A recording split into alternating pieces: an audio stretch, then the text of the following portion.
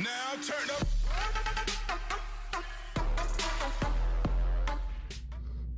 What up is Marcus Dynasty Football Dads. We have another video here for you, and this is one of the most important videos. At about week 5, we have to figure out, are we buying or are we selling some of these players? Do we think they're going to continue on with their disappointing performances, or do we think they're going to actually change it around? And so we're going to start off with Miles Sanders, and I own some of these players. Still having the coughing attacks, but that's all right. We have to look at Miles Sanders, and we look at he is a sub 70% snap percentage player. And the biggest concern has been his rushing attempts. 15, 13, 2, literally 2, and then 7. And really, that does not bode well when you're trying to project a hopefully top 24 running back. And right now, he's 33 in standard, 32 in PPR. Right now, if you give me a 0 to 10, 10 being like we are in death con panic mode, like freak out, sell now. Oh, excuse me. I would say Miles Sanders is probably like a 7 for me because Kenneth Gainwell is still there. He scored last week and he is still a problem. And we look at even targets. Let's say targets 5, 2, 4, 3. Like he's going to be running back 33 this year. And that is just going to be a very, very big disappointment. So I am selling Miles Sanders in redraft and in Dynasty as much as I possibly can at this point. It's a concern. It is a real big concern. And Jalen Hurts being there, we thought that would help him just because they would run the ball a lot. Guess what? Jalen Hurts just steals the ball from Miles Sanders and says, I'm going to run my own. And that is one of the biggest issues that Jalen Hurts does. There's been plays I'm like, the D end is not crashing. The D end is waiting for you. And he's like, yeah, I still want to run it. And it's like, he's got to get better at those situations. Until that happens, Miles Sanders is going to not be a top 24 running back. CEH. So he's 22, and he's age 22, and he's number 22 when it comes to fantasy in standard and PPR. Good news.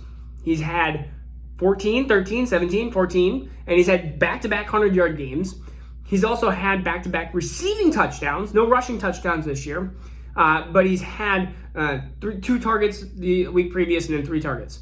This is another sell opportunity. I would say that my sell on Clyde Edwards-Helaire is more of a 6. And I think that the reason for that is I could see him still producing at this value, not this value, I could see him still producing at low-end RB2. So you're kind of selling at kind of his point where he's going to be at. I wouldn't sell any lower than that, but his snap percentage, 52%, 62% last week.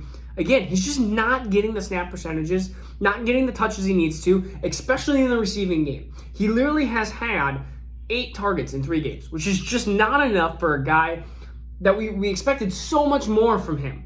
And so he's like a 6 out of 10. All right, we're going to go to Cordell Patterson, and this is the opposite. Usually we're talking about players that have done so bad that where are we selling him now? And Cordell Patterson, no, he had 6 targets, 5 catches, 82 yards, and 3 touchdowns.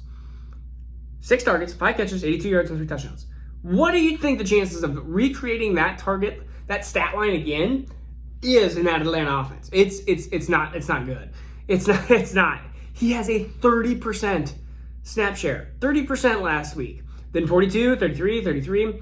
You're talking about a guy who's going to be he's had almost 7 attempts every single game. He's going to have 7 attempts. He's going to have 20, 30 yards. And you're going to have some of this kind of Tariq Cohen type receiving numbers through the air. You're going to have a guy that's going to have 40, 50, 60 yards of dump-off passing in a majority of games. But you are not going to be looking at a guy. Hopefully, I don't think so. You're not going to be looking at a guy. Well, remember, he's 3rd overall in PPR and standard right now, which is crazy. But he's a sell right now. He's a big sell. Robert Woods, he's 29. Here's the problem, and I've watched enough Rams games. The option on number 1 for Rams is Cooper Kupp. Then option number 2 is Cooper Kupp. And option number 3 is throw it deep to Deshaun Jackson or Van Jefferson. And option 4 is throw it to Cooper Kupp again. And it doesn't matter. There is times, it is infuriating, that there is 2 guys covering Cooper Kupp and Tyler Higbee is wide open. Robert Woods is wide open, and they don't care. They are throwing it. Stafford loves Cooper Kupp. And until that changes, that is a concern. I mean, we're talking about 4 targets, 9 targets, 6 targets, 6 targets. You're having, again, a game. Last game, he kind of was bailed out with that touchdown, that late touchdown. Robert Woods, right now, 40th in PPR, 36th in standard. I thought he was going to be a top 16 wide receiver this year. Right now, I could see him sticking around this wide receiver 3 spot until either Cooper Kupp does one of two things: gets hurt, or Stafford stop falling. They start losing because they keep over targeting Cooper Kupp. Until that happens, Robert Woods is going to be kind of stuck into this phase because everything is Cooper Kupp way. And so, yes, that is frustrating, but that's where we're at right now. All right. I mean, because he's on the field 90+% of the snaps. So that's not the problem. Robert Woods is there. He's just not getting targeted. And speaking of being on the field, Allen Robinson, not worried. I mean, Robert Woods would have like a 5 probably for worry. Allen Robinson, probably a 2. I just think the biggest worry for me for Allen Robinson is, can he get enough yardage when it comes to Justin Fields time? And so he had 3 catches for 63 yards last week against the Cleveland Browns, which they did nothing. He still had 2 catches for 27 yards. At this point, he just needs more volume, and I think it's going to happen. I'm not super worried about Allen Robinson. All right, Juju Smith-Schuster is the next one, and he's had plenty of snaps. He's had targets. He's had 8, 7, 4, 8, and he just hasn't had He hasn't had the yards. He has had some catches. 2 out of 8 last week was not very good. But he just is a guy that you're not going to get a lot of yards per catch. I mean, you're talking about a guy who had 5, 8, 6, and then 13 in week 1. So you're talking about a guy that if he gets 5 catches for 40 yards, like that's what you're getting. And he has very little touchdown upside right now with basically Pittsburgh not scoring that well. It's Najee. It's Deontay Johnson, the alpha right now. Claypool's the beta when Claypool's back. But right now, Juju, panic mode. And I was not somebody that liked Juju anyway. So he's like an 8 or 9 already for me.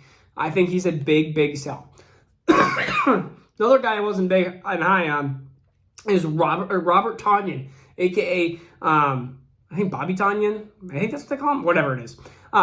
Targets 4, 3, 1, 7, and his snap percentage is there. It's just he's got 2 receptions, 3, 1, 2. Like, this is what you were getting last year. You were just getting bailed out by touchdowns, and right now you're not getting bailed out by touchdowns. And so that's the biggest problem when it comes to anybody liking like a Robert Tonyan. And there's more players that are just like Robert Tonyan that you'll see every single year. Logan Thomas was another one that I was kind of like, again, I wasn't super big on. All right, we're going to go to another tight end because why not? Kyle Pitts. I warned that this was potentially going to be a route, that this was going to happen. And yet, I withstood so long. And then I drafted him in redraft. I told myself over and over again, don't do it. This is fool's gold. I made videos about it. And then I just got to the point where the hype got way too, we kept seeing videos of him in Atlanta. I was like, I got to have at least one share in him. And here's where I'm at. I took him over Hawkinson because I already had Hawkinson in plenty of leagues. But, 4 catches, 50 yards. He's right now tight end 19 in PPR and 22 in standard. Am I panicking? No. He's kind of just this mess of tight end 7 to 25. Like we kind of said that he would probably be stuck into his rookie year. He'll have better games. He'll score a touchdown one of these times. And it's going to be all ma'am. As you can see, I'm still recovering from my cough. So that's what we got with Kyle Pitts. I'm not panicking, but in redraft, I would rather have somebody else than Kyle Pitts, hopefully, that you can get. I would rather have a Noah Fant or something along those lines. The last one, and I didn't even type him in. I got to type in Calvin Ridley here. Calvin Ridley. He's 21st in PPR, 34th in standard. Not panicking really at all because he's had 8, 10, 11, and 13 targets. He is a great buy low at this point. I've been trying to buy him in as many Dynasty or rookie redraft stuff, and I just can't. People are there. There's too high on him still. But that is somebody that I would definitely buy at this point. Just with all that target share, all the snap percentage, he's got to turn it around. There's going to be a game, and let's see, he plays the Jets next week. It's probably going to be the Jets. You're going to see 7 catches, 134 yards, and a touchdown, and that buying window will be gone. And so that's what I believe. All right, so those are some. These are some. Do I panic? Do I not panic? All right. So we will see you tomorrow, guys. Peace out. Take care. All right. Bye. Now turn up.